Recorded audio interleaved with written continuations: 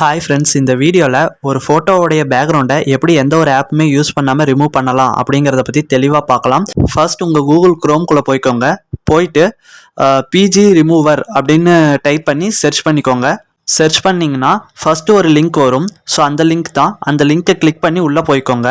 இன்னொரு முக்கியமான விஷயம், நீங்கள் ஒரு யூடியூபராக இருக்கீங்கன்னா நீங்கள் யூடியூப் சேனல் ரன் பண்ணுற மெயில் ஐடியை கொடுத்து லாகின் பண்ணாதீங்க. வேறு டம்மி ஒரு மெயில் ஐடி கிரியேட் பண்ணி அதை வச்சு லாகின் பண்ணுங்கள். ஸோ லாகின் பண்ணதுக்கப்புறம் இப்படி தான் இருக்கும். அப்லோட் இமேஜஸ்ன்னு இருக்குது பாருங்கள், அதை கிளிக் பண்ணுங்கள். அதை கிளிக் பண்ணிங்கன்னா உள்ளே உங்களுடைய கேலரிக்குள்ளே போகும். அதில் உங்களுக்கு எந்த இமேஜோடைய பேக்ரவுண்டை ரிமூவ் பண்ணணும்னு தோணுதோ அந்த இமேஜை செலக்ட் பண்ணி டன்னுன்னு கொடுங்க. ஸோ கொடுத்தீங்கன்னா உள்ளே அப்லோட் ஆக ஆரம்பிக்கும். கொஞ்ச நேரம் நீங்கள் வெயிட் பண்ணுற மாதிரி இருக்கும்.